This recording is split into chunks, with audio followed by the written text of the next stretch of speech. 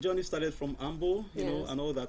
And your dad, let's come to that point now. Your dad, Chief Tony Okoroji, happens to be a cousin president at the moment, former Piman president, and also a musician. Yes. Yeah, he's obviously very famous, and he must have played some roles, directly or indirectly, in your choice of career.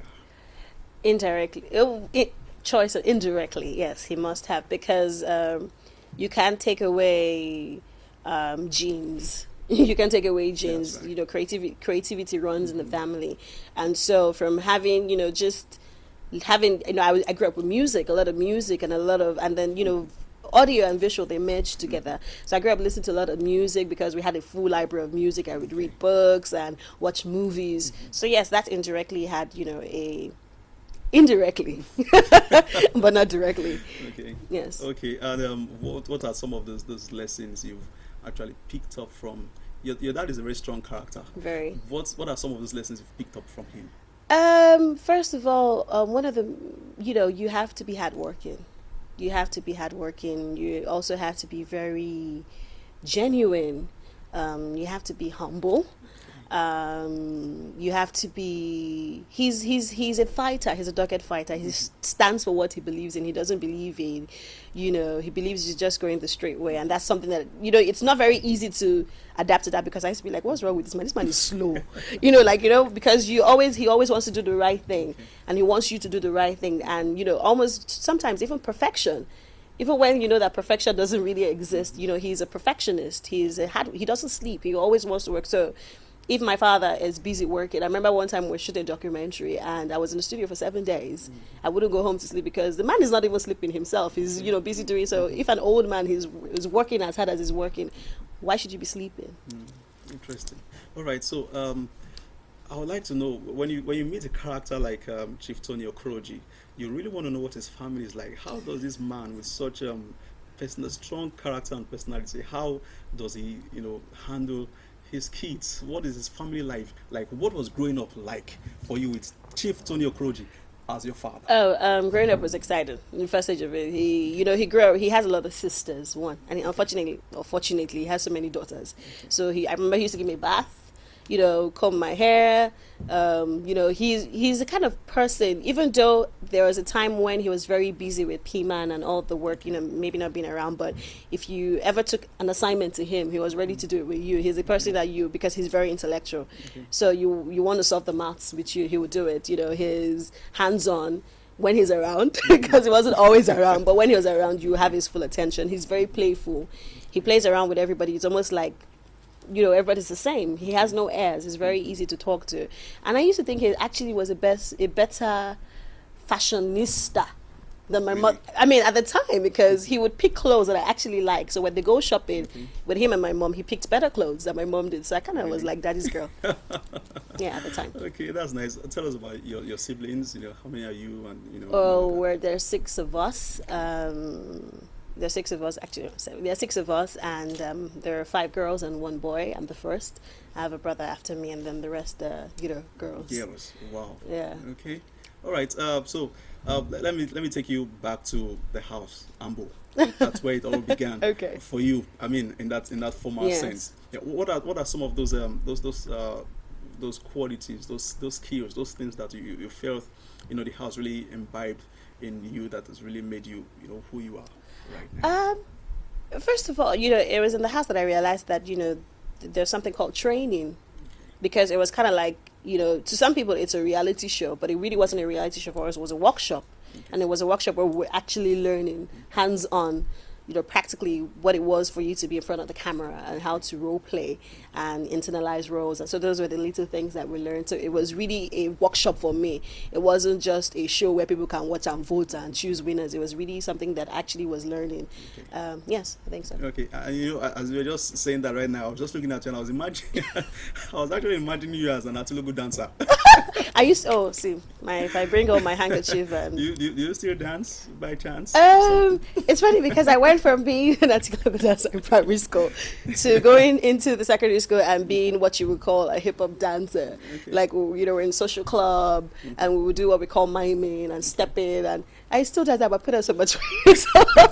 But yes, I think I can still bust a couple of moves. Okay. So Now it would be nice. I mean, it would be nice to see you do that. oh no no, they pay to see that. No, They paid to see they paid that. it to see me there. My. I might cause an earthquake with my moves. Okay, all right. Of course, we're still talking with you and getting to know really who you are. How do you feel when with the entertainment industry is one that is marred by the good side, the bad side, as I introduced earlier on, and the ugly side? Let's talk about some bad sides.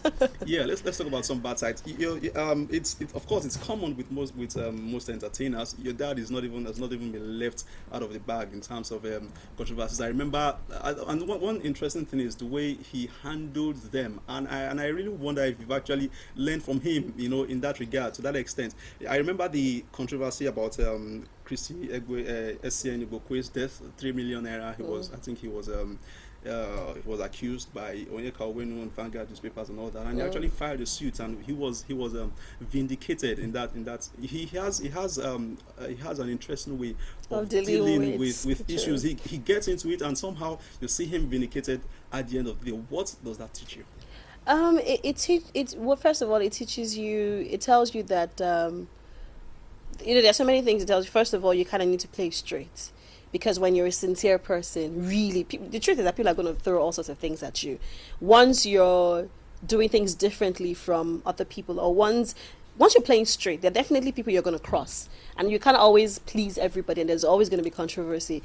But, for him, instead of throwing banters and, attacks back and forth, I just file a case, because the law actually works. I can file a case, and if I've done something wrong, then the law can say in front of everybody, I've done something wrong. Sure. So it shows that the law does actually work. It also shows that it's very important to play straight, because then you don't even need to have verbal attacks and back and forth and playing with the media. All that is, because really you can just easily file a suit, and the suit can tell everybody whether you're right or wrong. It's as simple as that. Yeah, so that's right. That's what is the ugliest story you've ever read about yourself?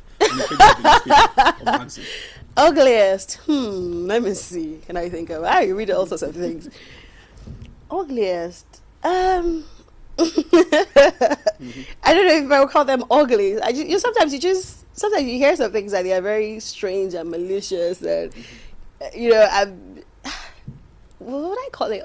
I remember reading some story, and they claimed they saw me under the bridge in the Ikeagu shopping or something funny like that. Okay. And I thought it was, strange. Okay. One, first of all, because I've never been on the there's nothing wrong with it for those who go there. I don't have anything wrong with it, but my mom runs a boutique, and I travel, and she travels, and she buys. So why do I need to go under the bridge when I could go to my mom's if I needed to even buy anything at all? And it would cost me less, because I would get free bargain, or I can even buy on credit. Okay. I don't know if I'm making any sense. So it was, then there was another one about me going to a beauty pageant or something. I'm like, I'm not that tall. I've never been in traffic, and then you just saw probably a vendor, a newspaper vendor, flash his papers, and then you just saw yourself on the cover, and you're like, what? Yes, what? I did. I remember seeing one like that. They said I dumped one musician for another musician. and the musician they're talking about, I've never met him in my life. I mean, I know of him because I'm in the industry. I watch TV, so I know who the person is, but we've never met. I think we only met once, and it was high. And would that be Olumentin? No. That one is even another one. I don't even know where that one came from. But, there was some story about me dumping Obi-Wan for Rugged Man. And I'm like, are you kidding? First of all, okay, yes, I probably do know Rugged Man, but I have not even, we're just hello, hi. I mean, we're cool, but I don't even see this person like how many years. And then this other person, I've never met him before. I'm even sure he doesn't even know who I am. And these people are in relationships, and you're reading their relationships, claiming, and there's an inside story with stuff that I don't know. So I keep thinking, did the writer bump their head on the wall and come up with a story? Let me take you back to the traffic. What was your first reaction when you saw that? How did you react? Pause. But what? I called the vendor. Hey, no. Of course I called the vendor. Go. And I'm thinking, and the guy's looking at it, and they're looking, and then realizes that's me. And then, it was strange, funny. Because I'm like, and the truth is that there's so many people who are going to buy those things who are probably never going to read the inside story. Of course, I did a retraction later. I think the following week. But the retraction was a very small inside the magazine. Okay. They didn't even put it on front cover, put it somewhere inside. But there are people who already have that belief that this person has done this and has done that. And before then, I used to think celebrities actually denied stuff that weren't true. But the truth is, there's so many stuff I've heard and no atom of truth. The only maintain story, I don't even know where that came from. They say that there's no smoke there's without no smoke without fire. In Please. every rumor, they say there's an element of truth. In all what this, are your relationships with this guy? Let's start. I'm going to take them one after okay, the no, I'm not doing personal questions. I'm going to take them one after the other. Really, what you maintain? How did that come up? Where I don't know. No. Have you ever met him? Yes, I have. Okay, in what capacity? I mean, my dad does an event. He does the Enemy at the Nigerian Music Awards, and at the Enemies, I've handled logistics for Enemy, and some of these people are my friends within the industry. So, yes, I'm in contact with them. Hey, come and pick up your IVs, hotel, just to make sure that everybody's comfortable and fine. They know that if they're trying to reach my father, the easiest way to go through is call me. Okay. So, yes, I know these people, but I mean, the people that I know, I claim I know them. The ones I don't know, I don't know. The industry is so big that it's not like everybody knows. People don't meet on a daily. Would you say the same thing happened in the case of Obi-Wan Rugged Man? No. For example, I think it must have been, again, interviews. Sometimes you're asked certain questions, and some off the line, somebody says something, you answer it genuinely, chip in, and then it's twisted and becomes a headline. Just to sell the magazine, and you're wondering, when did I mention I did not do it? So somebody just says, oh, do you know this person? And I give an example. Oh, this person, that person, they're all my friends, and before I know it, it means I've dated so person. And my dad has taught me something. Usually when you want to do those kind of interviews, tell them to mail you the questions. You mail them, you write your answers, mail it back to them, so they can't misquote you. That's right. So you have it documented. You have it documented now. Exactly, can't be misquoted. How did it come along with you and Kalu, oh, the fair, tall, handsome actor? Yes, my sugar bunny. That's right. I call him. Sorry, I'm just saying this to get at. You hear me? I'm crazy. No, that actually, Kalu is my colleague. He's a friend. He's like a brother. Okay. That's the truth. You never dated Kalu. I'm not going to talk about that. You're not going to talk about that. I'm not going to talk about that. No. Okay. All right. What about Femi Brainard? Femi Brainard is my brother, my friend, my colleague, my sugar bunny again. All right. Sugar, she seems to have. And the funny thing is that both of them are really, to be honest, they're both maybe one of my closest friends within the industry. Okay.